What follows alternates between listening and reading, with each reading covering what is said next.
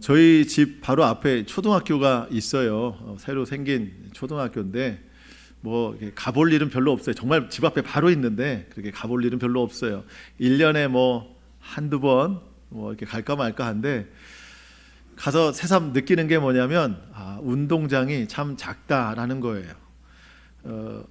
학교 운동장이 작은 게 아니라 제 생각에, 제가 예전에 초등학교 다닐 때 그 운동장은 너무 컸는데 지금 커서 가보니까 운동장이 참 작구나. 제가 어려서 학교를 다닐 때에도 아마 운동장은 그만했을 거예요. 근데 그때는 저는 늘 운동장에서 살았거든요. 수업 끝나면 바로 운동장에 달려나갔어요. 그때 얼굴이 좀 이렇게 많이 까매졌어요. 축구도 하고 뭐 여러 가지 운동들을 많이 했습니다. 그때는 얼마나 그게 컸는지 막 뛰어다니기가 힘들었고, 제가 가끔은 골키퍼도 했었거든요. 근데 이 문을 지키기가 얼마나 힘든지 너무 큰 거예요. 근데 나중에 뭐 제 그 조카들도 있고 또 뭐 아들이랑도 가끔은 뭐 예전에 초등학교 가서 축구도 하고 했었는데, 가서 보면 정말 운동장이 너무 작고 이 골대도 너무 작은 거예요. 여기 뭐 어디 들어갈 데가 없는 거예요, 골이. 비유를 좀 해보자면, 예전에 그 운동장, 큰 운동장을 다니던 게 정말 즐거워서 다니기도 했지만 숨이 차면 그게 고난이었거든요. 그 큰 골대를 막는 것도 고난이었고, 근데 제가 장성하고 보니까 그게 고난이 아니고 너무 작게 느껴지더라는 겁니다. 여러분, 우리 인생에 고난이 없을 수가 없어요. 그런 인생은 하나도 없습니다. 그런 시간도 없고. 그런데 똑같은 고난이지만 내 믿음이 장성하면 고난이 다르게 보이는 거예요.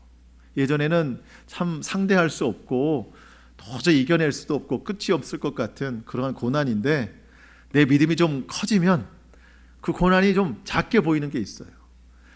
근데 사실 고난이 작아진 건 아니에요. 오히려 더 고난이 커져요. 근데 내 믿음이 커지면 그 고난보다 크신 하나님이 그 고난을 이겨내신다, 우리가 믿을 수 있기 때문에 내가 달라지는 거죠.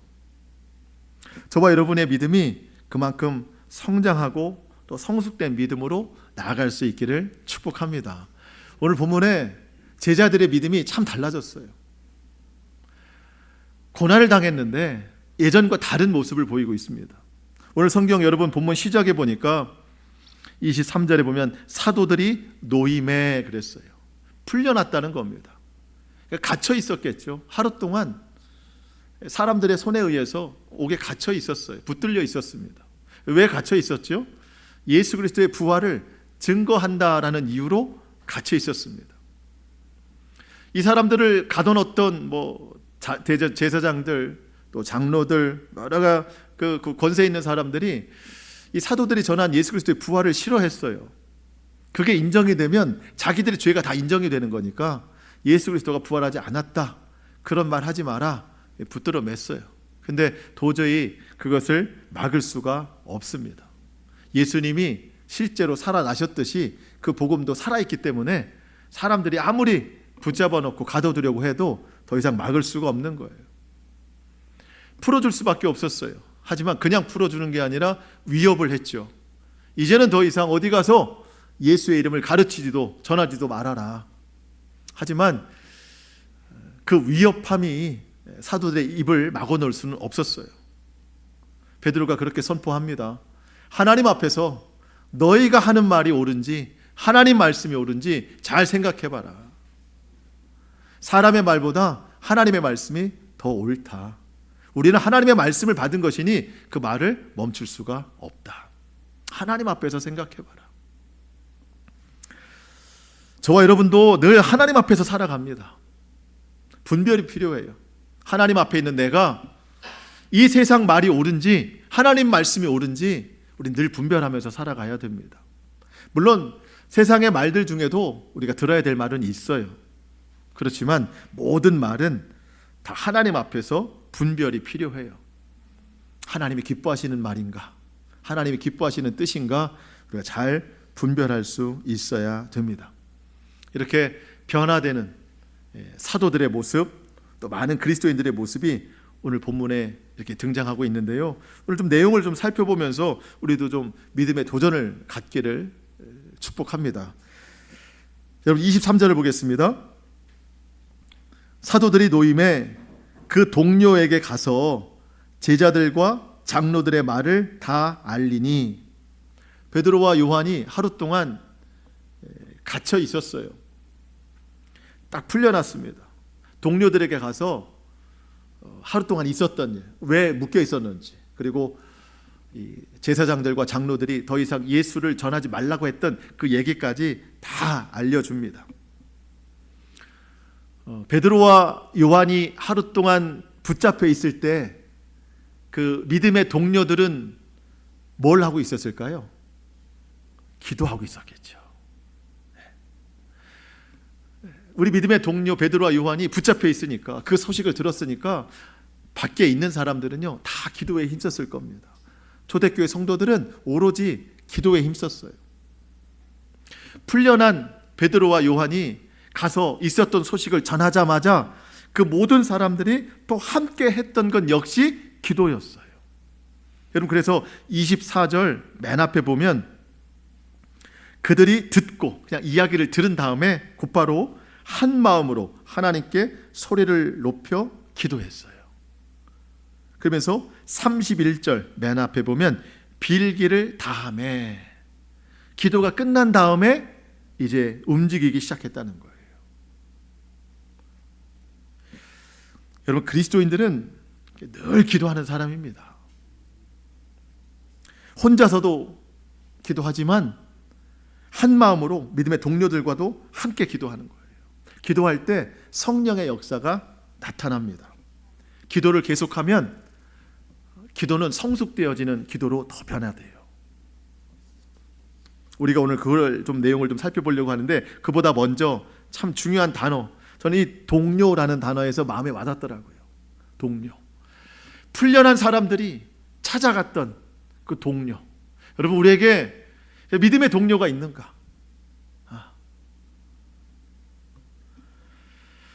성령님께서 역사하신 이 내용들을 같이 나눌 수 있는 믿음의 동료, 함께 기도할 수 있는 기도의 동료가 있는가? 함께 하나님의 말씀을 나눌 수 있는 그 말씀의 동료가 있느냐는 거예요. 더 이상 예수의 이름으로 말하지도 말고 가르치도 말라, 그 위협함을 받았어요. 그런데 그 말을 가지고 가서 딱 이 동료들에게 전했습니다. 그랬더니 한 마음으로 기도했어요. 한 마음으로. 한 마음이라고 하는 건 오직 모든 사람들이 다 관심이 믿음에 있었다는 겁니다. 여러분, 예수 그리스도 안에서 마음이 통하는 사람, 이게 믿음의 동료예요. 믿음 안에서 영적인 대화가 통하는 사람, 이게 믿음의 동료예요. 믿음의 동료는 정말 하나님의 선물입니다. 믿음의 동료는요, 같이 기도하고, 때로는 내가 기도할 수 없는 영적인 침체에 있을 때 믿음의 동료가 나를 위해서 기도해줘요. 침체에 있던 나를 끌어내주는 게 믿음의 동료예요. 그리고 여러분, 우리 예수님을 믿는 사람들은요, 마음에 그 예수의 생명이 있기 때문에 뭐 간혹 우리가 뭐 이 세상 이야기를 할 수는 있어요. 세상 사람들하고. 근데 하다 보면 뭔가 답답함이 느껴지는 게 있어요. 이 생명의 말씀, 이 생명의 믿음, 뭐 이런 것들을 서로 좀 나눠야 내 영혼에 기쁨이 있고 만족이 있는데, 예수 없는 얘기를 계속 하다 보면 뭔가 답답함이 느껴질 때가 많이 있어요. 그러다가 정말 이 믿음의 동료들 만나보면은 뭔가 영적인 대화를 하잖아요. 얼마나 마음이 기쁘고 감사함이 있는지 몰라요. 꽤 오래전이었어요. 예전에 그 청년들하고 연말인데 어떤 큰 교회에서 하는 뭐 콘서트 같은 거 한번 같이 간 적이 있었어요. 그때 그 가수 소향이 나왔었어요. 근데 오자마자 그런 이야기를 하더라고요. 연말이었어요. 막 눈물을 흘리면서 자기가 뭐 오늘도 어제도 일반 방송국에 가서 뭐 열린 음악회 뭐 그런 거겠죠. 가서 찬양 못 하잖아요. 가서 뭐 일반적인 노래하고 막 그렇게 했다는 거예요. 가수로서는 큰 영광이겠지만 하나님 얘기 못하고 찬양 못하니까 노래는 했는데 기쁨이 없더라는 거예요. 근데 이렇게 교회에 와서 마음껏 하나님을 찬양할 수 있는 것만으로 눈물이 난다는 거예요. 여러분, 우리가 참 이 영적인 대화가 통하는 믿음의 동료가 있다고 하는 것은요, 참 기쁨입니다. 그리고 우리에게 큰 선물이에요. 내 영에 굉장히 큰 도움이 됩니다. 그래서 여러분, 나에게 그런 믿음의 동료가 있는가? 근데 사실 그러기 전에 내가 누군가에게 믿음의 동료가 되어야 되겠다. 내가 먼저 말씀의 사람 되어야 되고 내가 먼저 기도의 사람 되어야 된다. 여러분, 내가 영적이지 않잖아요? 그러면 교회에서도요, 예수님이 이야기하는 게 별로 와닿지가 않아요. 내가 영적이지 않으면, 내가 믿음의 동료가 되려고 하지 않으면 믿음의 언어가 사실 껄끄러워지는 거예요. 내가 먼저 예수의 이름으로 충만하고 내가 먼저 누군가에게 믿음의 동료가 되기를 결단해야 됩니다. 자, 믿음의 동료들이요, 그 말을 듣자마자 함께 기도합니다. 여러분, 24절 보면 그들이 듣고 한 마음으로 하나님께 소리를 높여 이르되 대주제여 천지와 바다와 그 가운데 만물을 지은 이시요. 그들이 듣고 바로 기도했습니다. 여러분, 두 종류가 있어요.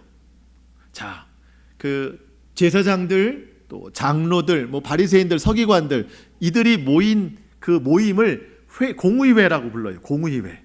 이들은 모이면 뭐만 하냐면 늘 회의만 해요. 회의. 하나님을 믿는다고 하면서 성경에 뭐 기도했던 내용을 찾아볼 수가 없어요. 뭐 대제사장들이 모여서 막 합심해서 기도했다, 공의회 사람들이 어떤 일을 놓고 기도했다, 이런 내용 우리 못 봅니다. 때로 뭐 기도했다라고 보면 예수님한테 책망 듣는 얘기. 저들은 사람에게 보이기 위해서 기도했다. 그들은 회의만 해요. 기도 안 해요. 반면에 사도들과 이 동료들은요, 어제 있었던 얘기가 딱 끝나자마자 무슨 뭐 대책 회의를 하는 게 아니라 바로 뭐 했어요? 기도를 했어요. 기도하니까 나중 보시면 알겠지만 기도하는 그곳이 진동했대요. 하나님의 역사가 일어났다는 거예요. 여러분, 회의를 3시간, 4시간 하루 종일 해도 진동이 일어나지 않아요. 기도하니까 그가 진동이 일어난다는 거예요. 여러분, 물론 회의도 필요하고 계획과 준비도 필요합니다. 그런데 신앙은 늘 우선순위예요. 순위가 어디에 있느냐. 자, 여러분 생각해 보세요. 먼저 회의부터 했다. 그럼 사람들이 자기 머리를 맞대고 회의를 할 거 아니에요. 그럼 베드로와 요한이 와서 어제 있었던 일을 다 얘기를 했어요. 그분 믿음의 동료들이 자, 지금부터 대책 회의를 하자. 앞으로 우리가 어떻게 해야 될 건가? 그럼 사람들의 나오는 지혜와 지식을 가지고 말할 거예요. 그럼 자, 회의 내용이 나왔습니다. 이제 기도하십시다. 하나님의 뜻이 아니라 사람의 뜻이 모아진 내용을 가지고 기도할 거예요. 그럼 하나님은 뭐 하시는 분이 되는 거예요? 하나님, 우리가 이렇게 지혜를 모아서 뜻을 올려놨으니 하나님, 이 뜻을 빨리 실행해 주세요. 조금 더 바꿔서 얘기를 해볼까요? 하나님, 우리의 뜻에 대해서 하나님 빨리 순종하세요. 이렇게 되는 거예요. 회의가 먼저 되면.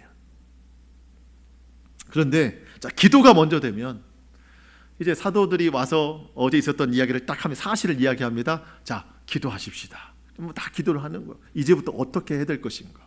하나님의 뜻을 구하는 거예요. 그러면 간절히 기도하는 그 기도 끝에 하나님이 역사하시고 말씀하시죠. 하나님의 뜻을 알게 됩니다. 그러면 기도한 사람들은 그 뜻을 가지고 순종하게 되겠죠. 하나님이 주신 뜻을 가지고 기도하는 사람이 순종하는 게 맞지, 우리의 뜻을 가지고 하나님이 순종하는 건 맞지 않죠. 그래서 참 회의가 먼저냐 기도가 먼저냐, 이 순서는 매우 중요하다. 근데 우리 사실 기도 잘 안 쳐. 문제가 발생이 되면 빨리 대책부터 세우죠. 그러면서 우리가 생각한 것을 기도로 올려드리죠. 이게 보통이죠. 가정에서도 전 마찬가지라고 생각하거든요. 사도들이 풀려남에 동료들에게 가서 이야기를 하더라. 자, 저녁에 가족들이 모였어요. 식사의 자리나 대화의 자리에 모였어요. 그럼 하루에 있었던 일, 부모님이나 자녀들이나 와서 알림에 딱 알리잖아요. 뭐 문제될 일, 좀 어려운 일이 있으면은 대책회의를 가정들은 먼저 하죠. 그나마 그 대책회의 한 다음에 기도할 수 있으면 참 좋은 가정이죠. 근데 성경은 보니까 하루에 있었던 일, 어떤 일들을 알리면 기도부터 하는구나. 기도부터 하는구나. 그게 참 믿음의 가정이구나. 그리고 그 기도에 하나님이 응답하시는구나. 저와 여러분, 또 우리 모든 가정, 또 교회가 그 어떤 것보다도 기도가 앞서는 그런 믿음의 공동체 될 수 있기를 축복합니다. 우리가 한번 실천해 보면 좋을 것 같아요. 기도부터 하자. 하나님은 말씀하실 겁니다. 하나님은 성경을 통해서 말씀하시거든요. 우리 그걸 기대해야 돼요. 하나님이 주시는 말씀이 있으면 우리가 그 말씀에 순종해야 하나님께서 놀랍게 역사하신다는 거예요. 사도들과 또 믿음의 동료들이 그렇게 기도하기를 시작했어요. 하나님의 이름을 부릅니다. 대주제여, 천지와 바다와 그 가운데 만물을 지으신 하나님. 대주제라고 하는 것은요, 온 세상 통치자가 하나님이라는 거예요. 세상을 창조하신 하나님이 지금도 통치하고 계십니다. 우리가 맞닥뜨린 이 고난도 하나님의 통치 안에 있는 줄 믿습니다. 이렇게 기도하는 거예요. 여러분, 하나님이 허락하지 않는 고난은 없어요. 하나님이 모르시는 은밀한 고난도 없어요. 모든 것은 하나님이 다 아시고 하나님의 통제 안에서 이루어집니다. 그래서 우리에게 믿음이 필요한 거예요. 고난을 주신 이가 하나님이라면 고난을 끝내시는 이도 하나님이시요, 그 고난의 과정도 우리 믿음으로 승리할 수 있습니다. 모든 것이 하나님의 능력 안에 있어요. 기도하다가 이 성령의 역사하니까 성령님께서 베드로 혹은 이 사도들에게 이 구약의 말씀을 또 입에 물게 하시는 거예요. 시편 2편의 말씀이 오늘 갑자기 또 등장해요. 성령님이 주시는 이 말씀이 기도 중에 막 나오는 거예요. 이게 뭐 준비된 것도 아니에요. 성령이 주시는 말씀이었어요. 여러분, 25절, 26절입니다. 이게 시편 2편 1절, 2절이거든요. 이게 갑자기 막 나오는 거예요. 우리 시편의 말씀을 함께 선포해 볼까요? 25절, 26절 시작. 또 주의 종 우리 조상 다윗의 입을 통하여 성령으로 말씀하시기를 어찌하여 열방이 분노하며 족속들이 허사를 경영하였는고, 세상의 군왕들이 나서며 관리들이 함께 모여 주와 그의 그리스도를 대적하도다 하신 이로소이다. 시편 2편은 메시아에 관한 예언의 시입니다. 다윗이 고백한 거예요. 아주 오래전에 다윗이 메시아를 예언했던 그 선포가 이 시간 사도들, 기도하던 사도들에게 성령님이 임하셔서 또 선포하게 하시는 겁니다. 자, 여러분, 어찌하여 열방이 분노하며 족속들이 허사를 경영하는고. 열방이 분노한다. 여기서 말하는 열방은 이방을 뜻해요. 이방인들. 그 이방이 누군가? 26절에 보면 세상의 군왕들. 좀 더 정확히 보면 27절에 소개되는 헤롯과 본디오 빌라도. 이게 열방입니다. 열방은 뭐 한대요? 분노하며. 예수님 믿지 않는 사람들은요, 분노하면서 예수 그리스도를 대적한다는 거예요. 열방이 그렇다는 겁니다. 자, 우리가 그런 기도해요. 열방이 주님께 돌아오게 하소서. 믿지 않는 영혼이 주님께 돌아오게 하소서. 이제 그런 기도를 하는데 열방의 특징이 뭔가? 분노라는 거예요. 그러면 우리 믿는 사람들은요, 열방의 특징이 우리 가운데 나타나면 안 된다는 거예요. 분노할 상황들은 많이 있어요. 하지만 우린 열방이 아닙니다. 우린 이방이 아니에요. 그렇기 때문에 분노를 다 표출하는 게 아니라 분노의 상황이 있지만 그때 내 안에 계신 예수 그리스도를 통해서 절제하고 온유하고 사랑하는 마음이 있어야 된다는 겁니다. 우리가 열방이 돌아오도록 기도하는 것만이 아니라 열방의 성품이 내 속에 있지 않도록 우리가 변화되어야 된다는 겁니다. 그리고 족속들이 허사를 경영하는 곳, 여기서 말하는 족속은 유대인들을 뜻합니다. 유대인들은 하나님을 믿는 사람들이에요. 근데 하나님을 믿는 그들이 허사를 경영한다, 헛된 일만 계획하고 산다. 다른 말로 하나님의 뜻을 따르지 않고 자기 뜻만 나타내면서 살아간다. 이게 허사를 경영한다라는 뜻이에요. 유대인들이. 우리 예수님을 믿는 사람들이 허사를 경영할까 두려워해야 됩니다. 예배하고 하나님 말씀을 듣는데도 그 예배도 무시되고 말씀도 무시되고 내 헛된 일만, 내 생각만 자꾸 고집하며 살아갈까, 그게 두려울 수 있어야 돼요.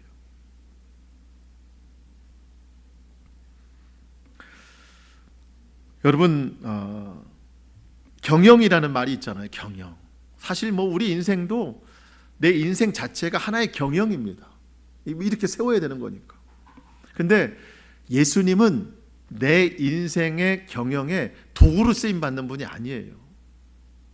내가 주님의 도구가 되어야 되는 겁니다. 허사를 경영한다. 그것은 내 뜻을 이루려고 예수님이 존재한다는 뜻이거든요. 그 함정에서 우리 벗어나야 됩니다. 내가 주님의 일에 도구가 되어야 됩니다. 또 요즘에 참 안타까운 마음들이 많은데, 교회가 본질에서 벗어나면 교회가 자꾸 허사를 경영해요. 예전에 그런 말을 들었어요. 믿지 않는 사람들이 교회를 비난하면서 교회가 아니라 회사다. 회사. 주식회사래요. 주식회사. 예수님이 주인인 회사. 이게 좋은 말이 아니에요. 너무 교회가 세속화되고 교회가 너무 대형화되니까 교회가 회사가 됐다는 거예요. 그래서 오늘 본문을 보면서 묵상하면서 교회가 회사를 경영하는 곳, 이렇게 들리더라고요. 어느 날 본질에서 벗어난 교회가. 그래서 족속들이 허사를 경영하는 곳, 이렇게 제가 보면서 좀 표현이 좀 그런데, 이 족속들이 누구라고요? 유대인들, 믿는 사람들. 좀 표현이 그렇지만 우리는 그런 족속이 되면 안 되겠다. 허사를 경영하는 족속이 되면 안 되겠다. 허사를 경영하는 교회가 되면 안 되겠다. 오직 예수님만 섬기고 하나님의 뜻을 따르는 그런 진실한 순전한 교회, 그런 성도가 되어야 되겠다. 여러분, 교회가 크고 작고가 문제가 아니에요. 정말 교회에 복음이 있고 예수 그리스도를 주인으로 모시는가, 그런 진실한 순전한 믿음의 성도, 그런 교회가 되어야 된다는 겁니다. 기도하는 사도들과 동료들은요, 이제 복음을 전하는 것으로 고난이 왔는데 이게 놀라운 일이 아니고 당황스러운 일이 아니고 오히려 당연한 일이다. 이렇게 받아들입니다. 여러분 27절 28절 보시면, 과연 헤롯과 본디오 빌라도는 이방인과 이스라엘 백성과 합세하여 하나님께서 기름 부으신 거룩한 종 예수를 거슬러 하나님의 권능과 뜻대로 이루려고 예정하신 그것을 행하려고 이 성에 모였나이다. 예수 그리스도를 핍박하고 십자가에 못 박은 사람들, 갑자기 그런 것이 아니라 하나님의 권능과 예정대로 그들이 행한 것뿐이다.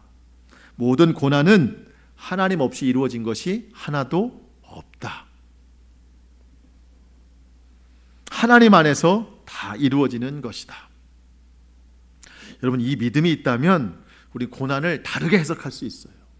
근데 만약에 믿음이 없는 그런 마음으로 자꾸 고난을 바라보면 우리 마음에 원망과 불평이 생겨요. 하나님 왜 자꾸 나에게 고난을 주실까? 하나님이 나를 미워하시는 것일까? 하나님이 나를 사랑하신다면 더 이상 고난이 없어야 되는 것 아닌가? 그러니까 믿음이 없으면 이렇게 적용이 되고, 근데 믿음으로 해석하면 하나님이 모르시는, 하나님의 뜻이 없는 고난은 없구나. 하나님이 예정 가운데 고난이 내게 몰려온 것이구나. 고난을 시작하신 이가 하나님이시라면 고난의 과정도, 고난의 끝도 하나님께 있음을 믿고 기도하는 시간, 말씀으로 인내하는 시간을 가지면 하나님께서 반드시 승리를 주실 줄 믿는다. 이런 적용이 있어야 된다는 거예요. 하나님이 다 아세요. 반드시 역사하십니다. 여러분, 그래서 참 우리가 이 해야 될 건 안 하고 하지 말아야 될 건 하는 것 중에 하나가 묵상인데, 하나님의 말씀을 묵상해야 되는데 자꾸 우리 뭘 묵상하냐면 고난을 묵상해요. 고난을 묵상해요. 그러다 보니까 이 고난은 자꾸 묵상하게 되면 자꾸 빠지거든요.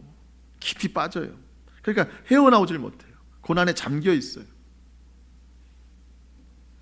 여러분, 고난을 묵상하지 말고 우리 그 시간에 하나님 말씀 묵상하고 더욱 기도해서 고난을 이기시는, 내 고난보다 더 크신 하나님을 바라보면서 그 시간을 인내할 수 있기를 축복합니다.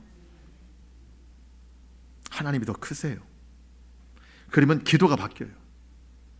예전 같았으면 사도들이 막 도망가면서 고난이 없게 해달라고, 잡히지 않게 해달라고 사실 그런 기도 했었죠. 근데 기도가 바뀌었어요. 하나님, 고난을 면제해 주시는 것이 아니라 하나님이 예정하신 그 고난을 이길 수 있는 믿음을 주세요. 통과할 수 있는 믿음 주세요. 여러분, 29절 30절입니다.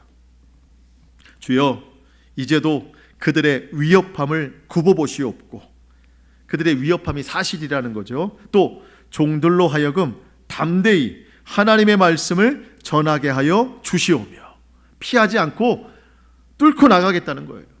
30절, 손을 내밀어 병을 낫게 하시옵고 표적과 기사가 거룩한 종 예수의 이름으로 이루어지게 하옵소서. 사람들이 막 위협했죠. 예수의 이름으로 말하지도 말고 가르치지도 말라. 하지만 사도들은 기도합니다. 그거 물러나지 않겠다는 거예요. 면제받지 않겠다는 거예요. 믿음으로 이겨나가겠다는 겁니다. 손을 내밀 때마다 병이 낫게 하시고 표적과 기사가 일어나서 예수의 이름이 더 드러나게 하옵소서. 정말 저도 손을 내밀 때마다 병이 나았으면 좋겠어요. 뭐 그 하나님이 하시는 거니까 제가 뭐라고 장담할 수는 없어요. 그렇지만 저는 더 현실적인 기도를 합니다. 손을 내밀어서 병이 낫는 것도 중요하지만 제 손을 내밀어서 더 기도하고, 손을 내밀어서 더 섬기는 표적이 일어나게 하옵소서. 손을 내밀어서 더 사랑하는 표적이 일어나게 하옵소서. 나의 변화를 통해 예수 그리스도가 더 드러나게 하옵소서. 여러분, 이게 정말 놀라운 표적이에요. 그렇게 할 수 없었던 내가 그렇게 변화된다는 게 기적입니다. 그것을 통해서 예수님이 드러나는 거예요. 자, 기도 바뀌었습니다. 여러분, 우리 기도 바뀌어야 돼요. 하나님, 고난을 없이 해주세요가 아니라 고난을 이기게 하옵소서, 견디게 하옵소서. 주 예수의 이름을 더 전파하게 하옵소서. 기도가 바뀌니까 여러분, 31절 이런 결과가 나와야 돼요. 31절 같이 읽겠습니다. 시작. 빌기를 다음에 모인 곳이 진동하더니 무리가 다 성령이 충만하여 담대히 하나님의 말씀을 전하니라. 아멘. 기도가 딱 끝나니까 모인 곳이 진동하대, 지진이 일어났대요. 이 지진이 피해를 주는 지진이 아니라 하나님이 이 자리에 함께 하시고 하나님이 기도를 들으셨다는 사인의 진동이에요. 얼마나 기뻤을까요? 막 진동이 일어나는데 하나님이 들으셨다. 성령으로 기도했더니 진동이 일어났고 그 진동을 경험하니까 더 성령 충만하더라. 하나님의 말씀을 전하더라. 여러분, 저와 여러분이 기도 가운데 이런 진동이 일어날 수 있기를 축복합니다. 기도하다가 막 진동이 일어나 봤더니 핸드폰 진동이고, 그런 진동 말고 음식을 시켰더니 음식이 다 나왔다고 이런 진동 말고, 기도하다가 진짜 여러분, 엄청난 진동은요 마음의 감동이에요. 감동이 진동으로 오는 거예요. 하나님이 내 기도 들어주셨다, 확신한다. 이 마음의 감동이 막 떨림으로 진동으로 오는 거죠. 우리의 기도에 이런 역사가 일어날 수 있기를 축복합니다. 기도하는 자에게 하나님 반드시 이런 일을 보여주세요. 성령 충만했더니 그렇게 위협함을 받은, 하나님 말씀 전하지 마 했는데 진동을 받고 충만하니까 하나님의 말씀을 담대히 전하더라. 우리도 전해야 됩니다. 하나님 말씀 전해야 되고, 예수 이름 전해야 되고, 천국과 지옥이 있음을 전해야 되고, 고난 중에 있는 사람들에게 소망을 전해야 되고, 마음의 평안과 기쁨을 전할 수 있어야 돼요. 여러분, 우리는 전하라고 남아있는 사람들이에요. 나 혼자 잘 먹고 잘 살고 이러라고 남아있는 사람들이 아니에요. 하나님이 우리를 구원하시고 이 땅에 살게 하신 이유는 전하라고 하나님이 남겨놓으신 사람들이에요. 내 소망, 내 기쁨, 나의 감사, 예수 그리스도 전하면서 살아야 됩니다. 한 마음이 돼서 더 열심히 기도하고 한 마음으로 하나님을 예배하고 그렇게 함께 성령의 충만함을 받아서 전하는 삶이 되어야 돼요. 여러분, 성령 충만한 사람들이 한 마음으로 기도했더니요, 이제 한 마음 한 뜻으로 서로 물건을 통용하더라는 겁니다. 이게 참 놀라운 기적이에요. 여러분, 32절, 믿는 무리가 한 마음과 한 뜻이 되어 모든 물건을 서로 통용하고 자기 재물을 조금이라도 자기 것이라 하는 이가 하나도 없더라. 성령 충만하더니 한 마음 한 뜻으로 모든 물건을 서로 통용했대요. 물론 사실 지금은 이럴 수 없어요. 사실 지금은 이러는 게 더 이상해요. 이때는 이게 필요했으니까 이렇게 되는 것이고, 사실 우리가 여기서 더 놀라야 될 것이 뭐냐면, 이 믿는 무리가 서로 이렇게 한 마음 한 뜻이 되어 서로 물건을 통용할 수 있었던 이유가 무엇이냐는 거예요. 그게 더 중요해요. 그들이 한순간에 이렇게 자기 재물을 나눠주는 게 아니었어요. 그럼 어떻게 이럴 수 있었는가? 계속해서 하나님의 말씀을 듣되 예수 그리스도의 부활을 자꾸 들으니까 이렇게 되더라는 거예요. 마음이 열리고 소위 말하는 자기 주머니가 열리더라는 거예요. 여러분, 33절 보세요. 사도들이 큰 권능으로 뭘 증언했어요? 주 예수의 부활을 증언했어요. 이게 처음 듣는 얘기가 아니에요. 지금까지 들어왔던 이야기예요. 하지만 이것밖엔 더 전할 게 없어요. 예수 부활을 증언하니 무리가 뭘 받았어요? 큰 은혜를 또 받았어요. 그랬더니 34절의 결과가 있죠. 그 중에 가난한 사람이 없으니 이는 밭과 집 있는 자는 팔아 그 판 것의 값을 가져다가 사도들의 발 앞에 두매 그들이 각 사람의 필요를 따라 나누어 줍니다. 광고 시간에 광고한 것도 아니고, 그들이 돈이 많아서 그런 것도 아니고, 그들의 성격이 좋아서 그런 것도 아니에요. 예수 그리스도의 부활을 또 증언했더니 은혜를 받아. 부활이 있으니 이 땅의 소망이 아니라 하나님 나라 소망이 있으니 이 땅에 있는 것들을 함께 나눌 수 있더라는 거예요. 마음을 여는 거는요, 복음밖에 없어요. 말씀밖에 없어요. 그 말씀의 핵심도 복음밖에 없어요. 여러분, 간혹 그런 생각하실 수도 있어요. 설교 시간에 다른 이야기, 다른 요즘의 세상 주제 이런 이야기 좀 해달라 그런 말씀이 그런 바람이 있을 수도 있는데, 여러분, 강단에서 선포되는 말씀은 예수 그리스도 외에는 다른 게 없어요. 예수 그리스도의 십자가, 죽으심, 부활, 성령, 이거 외에 설교에 다른 주제는 없어요. 구약에서도 예수님이 주인공이시고 신약에서도 예수님이 주인공이에요. 그 복음의 결과로서 우리가 받아들일 회개, 소망, 믿음, 감사, 순종, 이게 설교지 다른 설교 없어요. 여러분, 베드로가 지금 부활을 선포했는데 이게 처음 듣는 얘기가 아니에요. 믿는 무리가 다 들었던 이야기예요. 하지만 들으니까 또 은혜를 받아. 여러분, 제가 늘 우리 회개해야 됩니다. 회개 가장 큰 축복입니다. 누차 드리는 말씀이 이게 사실이니까 그래요.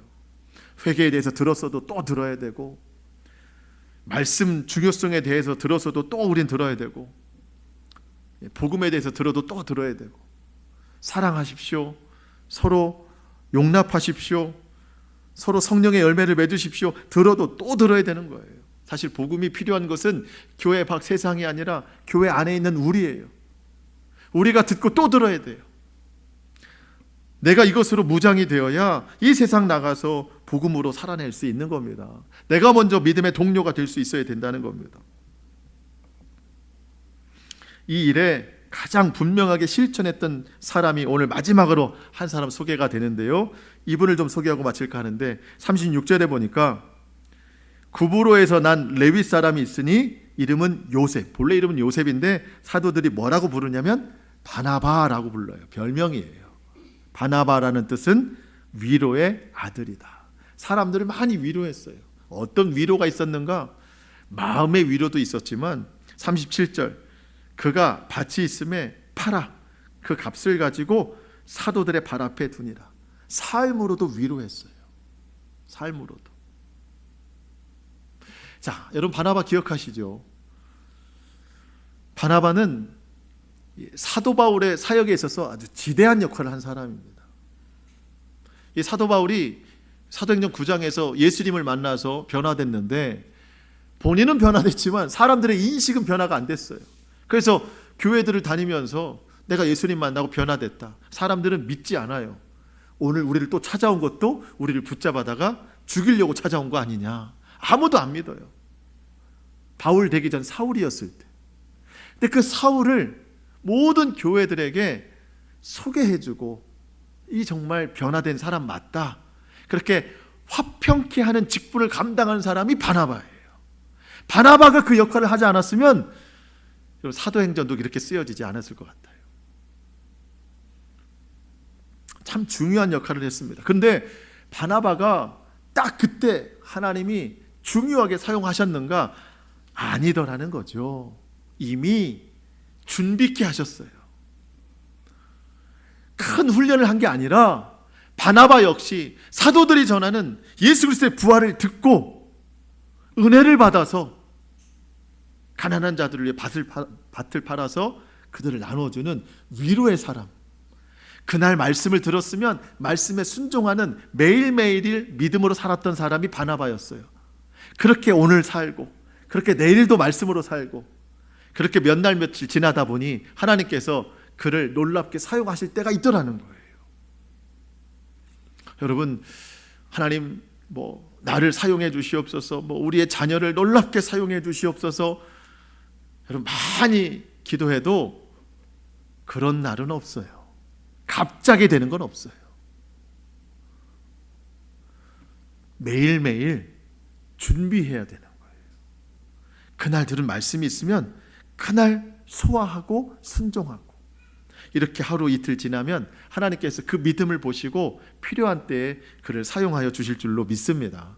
그러니까 대단한 믿음은 하루아침에 되는 게 아니다. 매일매일 주시는 말씀에 순종할 때 하나님의 놀라운 역사를 또 보게 된다는 겁니다. 우리가 그렇게 여러분 매일 말씀 한 구절 읽고 묵상하고 순종하면 또 그렇게 하나님이 사용하시리라고 믿습니다. 자, 말씀을 마치겠습니다. 사도들이 복음 전한 것으로 고난으로 되돌아왔어요. 이게 참 절망하고 낙심할 일이거든요. 그런데 사도들은, 또 믿음의 동료들은 더욱 힘써 한 마음으로 기도했습니다. 고난을 당연하게 받아들였어요. 고난이 유익이라고 믿는 거죠. 고난을 통해 믿음이 성장하고 또 기도가 성숙해졌어요. 고난을 피하는 기도가 아니라 고난을 이겨내는 기도로 바뀌었습니다. 여러분, 우리에게 이러한 변화가 일어날 수 있기를 축복합니다. 그래서 날마다 하나님 앞에 가까이 나아가서 말씀과 기도로 믿음의 성장과 성숙을 이루며 살아가는 저와 여러분 될 수 있기를 주님의 이름으로 축복합니다. 아멘. 기도하겠습니다.